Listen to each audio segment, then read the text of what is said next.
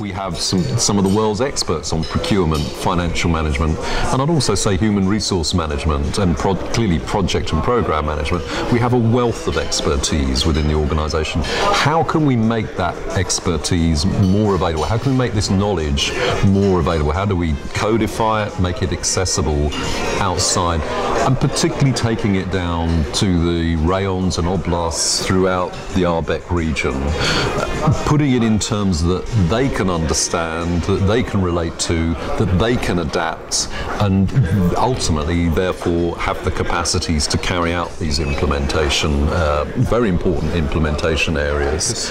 Often by looking at developing capacity for procurement, financial management, human resources, etc., by doing that you're creating greater efficiencies and greater effectiveness from your existing resource.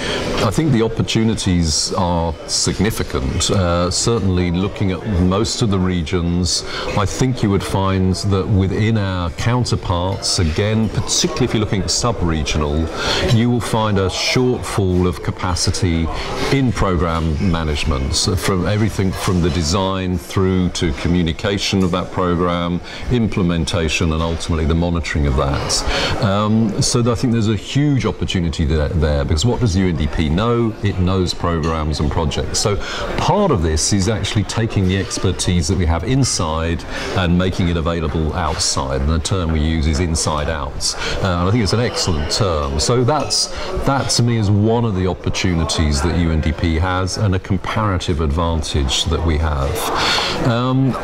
But having said that, I think all of the implementation capacities, all of the NICs provide an opportunity. But when you then look at basic financial management systems, particularly again at I think a sub-regional level, sub-national level, often financial management systems aren't particularly robust, and therefore there's a tendency not to use them, to either ask UNDP to implement the project.